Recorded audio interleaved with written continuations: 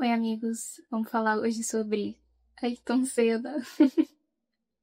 Inclusive, já quero deixar aqui a bronca pra quem tá só ouvindo o áudio. Eu tô com um bichinho aqui que tá usando o boné do Ayrton, escrito nacional, aquele boné bem classicão. E eu gostaria de estar usando esse boné, mas eu não posso usar porque eu tenho cabelo cacheado.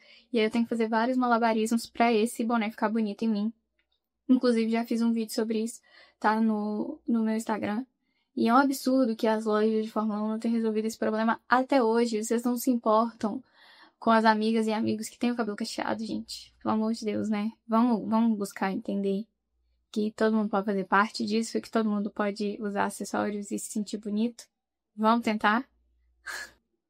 Vamos tá querendo? Bom, gente, mas começando de verdade agora, hoje a gente vai tentar falar do Ayrton Senna de uma forma sociológica.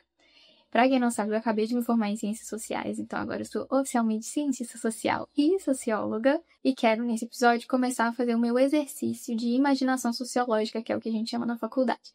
Então, a gente vai fazer com muita calma, porque a amiguinha de vocês está começando, entendeu? A gente vai tentar fazer uma análise legal, inteligente, sobre o fenômeno que é Ayrton Senna. A gente sabe que o Ayrton causa um impacto até hoje na nossa sociedade, ele é um herói para toda a nação brasileira e a gente vai tentar entender o porquê disso. Então a gente vai tentar trazer um pouco de contexto histórico sobre tudo que cercava Ayrton naquela época e principalmente a partir do momento em que ele se torna esse grande ídolo. A gente vai tentar entender também a construção de imagem do Ayrton na mídia, fora dela, como que ele interagia com a TV, com os repórteres, com as pessoas, como que ele interagia com o público, e a gente vai tentar entender um pouco disso também. Isso é mais uma peça da análise. E a gente vai tentar entender o impacto emocional dele no coração das pessoas, no coração de todo o público brasileiro. E por último também, relacionado com isso, a gente vai tentar entender o legado que ele deixa por tantos anos. Vamos lá?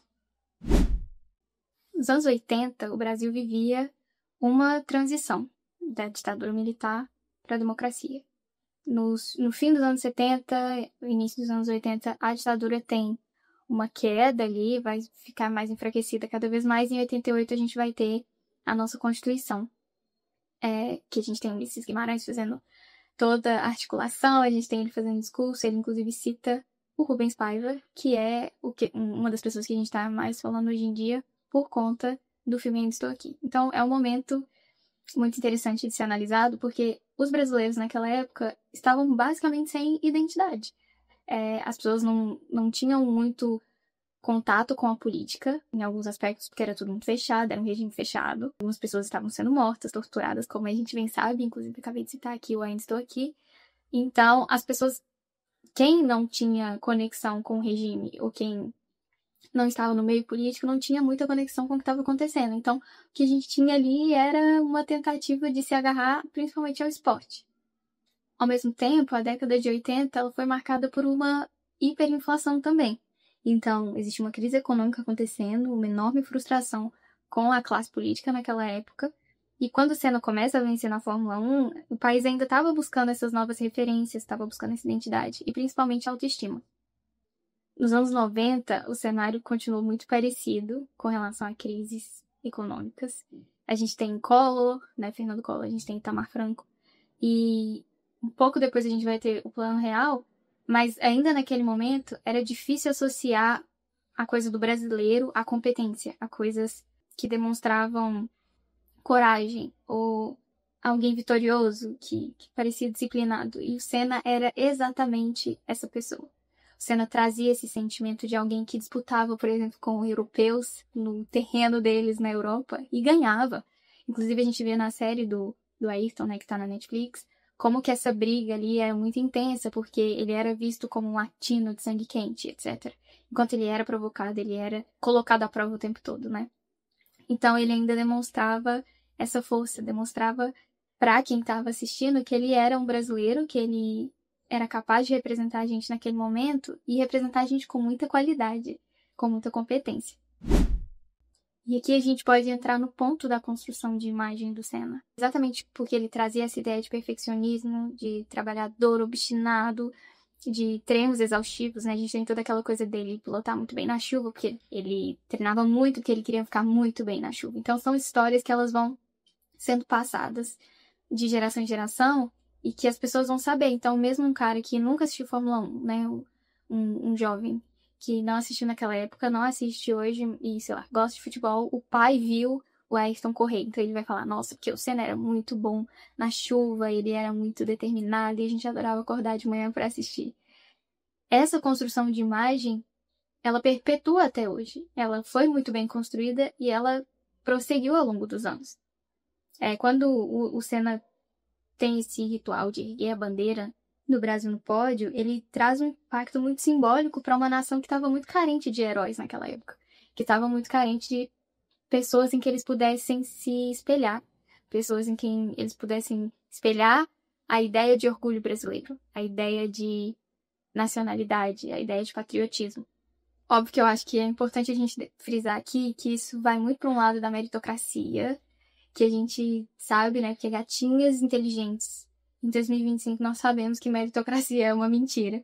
Então, eu não quero de jeito nenhum reforçar essa ideia aqui, mas eu quero que vocês entendam que uma coisa está atrelada à outra, né? Obviamente que o Senna, ele vem de uma família que tinha dinheiro, ele tinha condições para estar onde estava, só que ao mesmo tempo ele passa essa ideia de meritocracia, infelizmente, porque era muito propício, assim, era muito fácil que as pessoas entendessem dessa forma. Olha só, tá vendo? Se você quiser, se você acreditar, você consegue.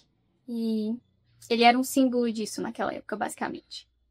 Ao mesmo tempo, desde a Copa de 58, o Brasil se acostumou muito a ver o futebol como um espaço de glória internacional. A gente tinha muito esse apego com o futebol, a gente tem até hoje, né? A coisa toda da seleção brasileira e etc. E nos anos 80, a seleção brasileira estava meio que embaixo, assim. O Brasil não ganhava uma Copa desde os anos 70 e o Senna, naquele momento, então aí que é mais propício ainda para ele surgir como esse herói, porque já que a gente não tem futebol, a gente vai ter Fórmula 1 e a gente vai transferir toda a nossa glória do futebol para a Fórmula 1.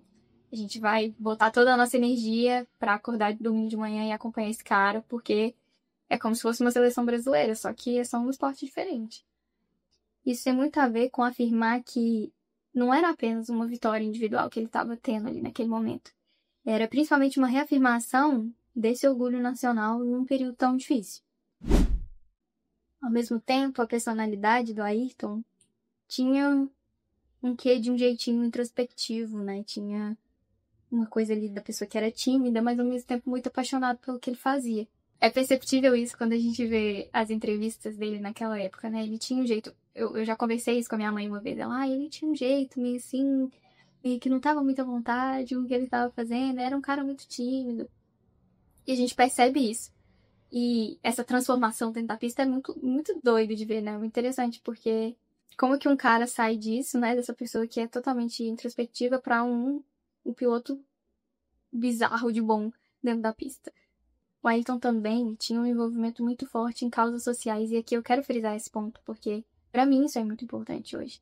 Hoje a gente tem o hábito, e eu acho que isso se deve muito ao fato da Fórmula 1 hoje ser um ambiente um pouco mais acessível. É óbvio que isso se deve ao Drive to Survive, e aí eu não quero dizer isso aqui, de que a Netflix é de alguma forma 100% acessível, porque de fato não é. Mas as pessoas acessam hoje com um pouquinho mais de facilidade. Outros públicos podem acessar a Fórmula 1 que antes não tinham tanto isso. E eu não tô falando só do brasileiro, né? Porque a gente ainda tem TV aberta. Em outros países não tem Fórmula 1 em TV aberta. Mas existe um público muito mais diverso hoje assistindo. Então, quando a gente pensa causas sociais, um piloto que se envolve em causas sociais hoje, é muito importante para a imagem dele, e naquela época era também, mas também é muito importante que ele tenha consciência do que ele está fazendo e não faça só por fazer. Eu acho que o Ayrton ele se diferencia aqui por isso, porque ele demonstrava uma preocupação muito grande com as desigualdades daquela sociedade brasileira que, como eu já disse antes, estava sofrendo e passando por diversas dificuldades. E ele tinha essa preocupação, ele tinha preocupação principalmente com educação. Ele pensava principalmente nas crianças, em como ele gostaria de garantir que mais crianças brasileiras tivessem acesso a um sistema de educação digno, de certa forma. Eu até tinha uma brincadeira antes no podcast de que dificilmente eu faria um episódio em que eu não citaria Lewis Hamilton, ou sei lá, Nelson Piquet, porque são duas figuras muito difíceis de não falar bem ou mal no caso. Mas eu vejo muito isso no Lewis hoje, porque quando uma pessoa pensa principalmente em educação e pensa as desigualdades na parte da educação, nesse âmbito da educação, ela tá pensando nas raízes de um problema. Então, por exemplo, porque eu sou piloto, então vou construir uma pista de kart acessível para que várias crianças possam acessar. Tudo bem, Anjo. Você pode até criar. Mas ainda assim, quem vai acessar essa pista é quem se interessa pelo esporte. Se um menino preto, pobre, de favela, uma criança, não tem acesso a entender o que é o automobilismo, não tem acesso de forma nenhuma a entender o que é o automobilismo, ele nunca vai chegar a acessar o seu autódromo, o seu kartódromo, no caso, a sua pistazinha de kart. E eu não tô diminuindo quem cria pista de kart não, tá, gente? Porque é até uma coisa meio comum entre os pilotos. Mas o que eu quero dizer, vamos lá, fazendo uma análise sociológica, a gente agir na ponta do iceberg não vai resolver os problemas, a gente tem uma raiz muito profunda. Óbvio que ninguém tem obrigação nenhuma de mudar o mundo, né? Mas se você tem uma plataforma, se você tem espaço, se você tem o poder de fazer alguma coisa, por que não fazer? Legal? Eu parto do pressuposto aqui de que individualmente, dificilmente a gente vai conseguir fazer grandes coisas. A gente precisa pensar no coletivo. Então, se você tem grana, falando diretamente aqui, se você tem grana, tem dinheiro para investir num projeto que vai ajudar muitas pessoas, um coletivo, um número cada vez maior de pessoas, por que não fazer? E aí eu dei essa volta toda para dizer que o Ayrton era essa pessoa. Ele tinha essa percepção de que é mais importante agir na educação, que é a raiz de um problema, no fundo do iceberg, do que na ponta dele. Entende o que eu tô falando? Então ele sempre fez doações, ele sempre fez visita às crianças e muita declaração com relação a isso, do que ele acreditava. E mais adiante ele criou o Instituto Ayrton Senna, que aí, desculpa, falha na minha pesquisa, eu não lembro se ele chegou a criar ainda em vida, mas eu sei que depois que ele faleceu, o Instituto Ayrton Senna cresceu muito, a irmã dele tá muito envolvida nisso, se não me engano, e hoje é um instituto que trabalha muito com a educação, que tem essa preocupação com a educação de crianças e jovens brasileiros. Novamente, eu não tenho uma pesquisa aprofundada sobre isso, me desculpa, eu sei que isso é um episódio sobre o Ayrton, mas eu não tive meios para isso nesse momento. Eu não sei exatamente como funciona o Instituto Ayrton Senna, mas eu sei que de fato trabalham com educação. E para mim isso já diz muito das ideias que o Ayrton tinha naquela época. Óbvio, gente, e aqui eu acho importante frisar essa parte. Era um homem branco, com grana, de muito sucesso. Então a mídia se esforçava muito para amplificar essa imagem. Então por isso que eu tô batendo nessa tecla de construção de imagem. Claro que era uma pessoa legal, aparentemente, né? Eu não tomei cafezinho com Ayrton Senna. Mas, ao mesmo tempo, existia uma tentativa, existia um esforço para que a gente pudesse ter essa imagem cada vez mais amplificada. Na TV, enfim. Novamente, de enxergar esse reflexo do brasileiro batalhador, forte e orgulhoso de si no Ayrton Senna. Então, esse tipo de narrativa, ele era muito importante porque contrastava com a ideia de Brasil que a gente tinha naquela época, que era um Brasil atrasado, corrupto. Ele era esse exemplo de brasileiro que podia ser reconhecido internacionalmente por mérito. E aí eu acho importante também dizer que o Senna, apesar de todas essas facilidades da vida, enfim, ter dinheiro, né, e aí ficar riquíssimo depois, ele ainda tinha essa proximidade com o povo. Ele ainda tinha essa necessidade de demonstrar que ele queria proximidade com o povo brasileiro. Então a gente tem vários memes que saíram agora no carnaval dele, curtindo o carnaval. Ele encontrava muito com fãs, né? Gostava muito de atender os fãs, gostava de estar sempre com a galera. E demonstrava, apesar de introspectivo, ser uma pessoa acessível. Falando um pouco sobre o legado do Ayrton, então, eu acho que existe um trauma muito grande com o falecimento dele. A gente percebe isso nas histórias, quando as pessoas estão falando com a gente. Todo mundo se lembra o que estava fazendo no momento que viu o acidente dele, ou se não viu, lembra o momento em que alguém falou que ele tinha sofrido um acidente. Foi um trauma muito grande gerado na nossa população que estava exatamente se apegando cada vez mais a essa pessoa, a essa figura que era quase um pai. Foi uma comoção nacional, né? A gente teve tudo muito televisionado. Então as pessoas também conviveram com essas imagens e passaram elas para frente. A gente vive, eu acho, até hoje, um luto coletivo. A gente vive esse evento nacional e revive ele constantemente, né? A gente fala assim. Gente, precisei parar aqui porque meu celular esquentou. Samsung. Que é isso? Mas vamos lá. Foi um luto, um processo de luto coletivo, né? O velório dele em si foi um evento nacional. Novamente a mídia com esse papel de fortalecer essa imagem de herói nacional. E como é uma perda gigantesca, de fato foi. Tá? Não tô desmerecendo isso, não. Mas isso foi muito enfatizado. Isso foi muito fortalecido, né? Então, existiu o papel da mídia nessa parte também. De reforçar a imagem de Marte no esporte. Falando disso de memória, de como as pessoas se lembram disso tudo, a gente tem o papel da nostalgia na manutenção dessa ideia de mito.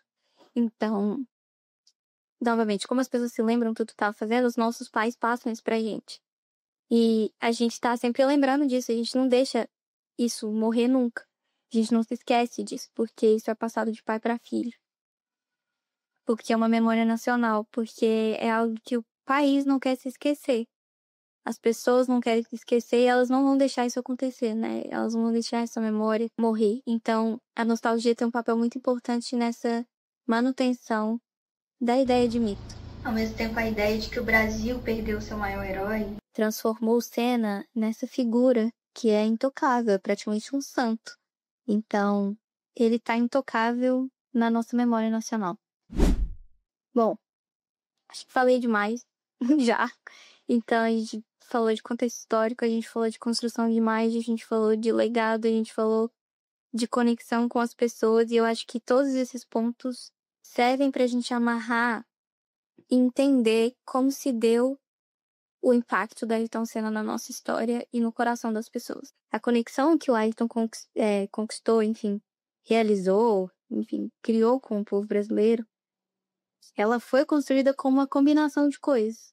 Não é só um cara que está correndo ali, porque a gente tem vários pilotos que vieram depois, que vieram antes também, e que não conseguiram esse feito. Então, não é só correr, não é só ser brasileiro e correr. Eu falei um pouco sobre isso em alguns episódios para trás. Não é só isso que conecta as pessoas a quem você é, a imagem de herói. Existe uma combinação de fatores ali, de contexto histórico, da própria trajetória pessoal da pessoa, enfim, a maneira como ele foi criado pela mídia, foi tratado pela mídia e como ele lidou com isso também, como ele lidava com as pessoas. A ideia de representar competência, superação, enfim, orgulho de um país que naquele momento estava vivendo um período muito difícil também, porque talvez um Ayrton Senna hoje, se bem que a gente tá vivendo um momento difícil também, mas a gente não sabe se essa combinação de fatores funcionaria, por exemplo, hoje. Então, o contexto histórico daquele momento também é muito importante de ser considerado. Eu também, como disse antes, falei alguns episódios para trás sobre identificação, sobre identidade. E eu acho que pra mim, esse é o maior mérito do Ayrton. Ele conseguiu, sendo branco, sendo rico e etc., conquistar e construir uma identificação muito grande com o povo brasileiro. Então, poucos conseguem isso. Inclusive, a gente tem jogadores negros, por exemplo, de futebol, que não vão conseguir isso. Que é um esporte muito mais popular e são pessoas muito mais próximas do povo, próximas de uma ideia de povo brasileiro e que não necessariamente conseguem. Por isso que é importante entender essa combinação também de fatores. E entender essa figura Ayrton Senna por si só. A gente pode dizer que basicamente o Ayrton simbolizava a esperança de um Brasil melhor, né? Eu acho que é importante pra gente pensar em como a gente trata os nossos ídolos hoje. Em como a gente cria ídolos hoje. Em quem a gente quer criar e fortalecer como uma imagem nacional forte, sabe? A gente quer um herói nacional hoje, a gente precisa disso. E quem são as pessoas que a gente quer botar nesse patamar? E para finalizar, quero fazer o pit stop desse episódio e quero falar de um fulano que, assim, tá representando muito mais as pessoas que a gente não quer no meio do automobilismo. E eu já falei do presidente da FIA há umas semanas atrás, e aqui eu queria falar de um caso muito complexo que aconteceu há umas semanas atrás, que foi o narrador da Band. Não vou ficar citando o nome, porque a gente já falou muito também. Enfim, vou citar, na verdade. O Sérgio Maurício foi transfóbico com a Erika Hilton. Parece que já tá rolando todo um processo. Enfim, gente, dê um Google aí, vocês sabem de que eu tô falando. Mas por que eu tô falando disso? O meu bitstop é bichas parem de serem insuportáveis, entendeu? Não tem espaço pra pessoas escrotas mais no automobilismo. Parece que tem, mas não necessariamente tem, entendeu? A gente tá enchendo esse espaço aqui com pessoas legais, com gatinhas inteligentes, sabe? E não tem espaço mais pra transfobia, pra racismo, pra homofobia. Chega, entendeu? A gente tá em pleno século 2025 e vocês continuam enchendo a paciência, querendo fortalecer essa imagem de machão, de família tradicional, não sei do quê, de conservador. Gente, parece que tá funcionando, mas não tá. Entendeu? Em um momento em que a gente tá vivendo uma cultura, uma volta de conservadorismo, tradwife, não sei o quê, a gente também encontra um momento de contracultura muito forte. E teremos resistência. Faremos resistência. Vocês não vão passar ilesos nesses casos. A gente tá de olho e a gente vai continuar monitorando, a gente vai continuar xingando muito no Twitter, porque às vezes parece que não vale nada, que é um esforço inútil, mas vale sim. A nossa voz precisa ser ouvida e ela está sendo. Então vocês fiquem atentos, porque qualquer um de vocês, conservadores insuportáveis, que estão querendo entrar nesse meio do esporte só para atacar as pessoas, que não se importam com a diferença do outro, que não sabem respeitar a presença do outro, me desculpa, mas não tem espaço para vocês aqui. Não tem. E é isso, gente. Espero que vocês tenham gostado do episódio. Me esforcei bastante para fazer essa análise. Espero que possa ter tocado o coração de vocês de alguma forma, ou que possa ter tocado a mente de vocês de alguma forma, feito vocês pensarem um pouco sobre todas essas coisas e, enfim, exercitar um pouco a imaginação sociológica de vocês também. Obrigada, Mariana, sempre as ordens aí fazendo a nossa edição. Obrigada a todo mundo que tá seguindo na minha página, no Minion Track. Continuem seguindo, comentem, vamos trocar ideia. E a gente se vê no próximo episódio. Tchau!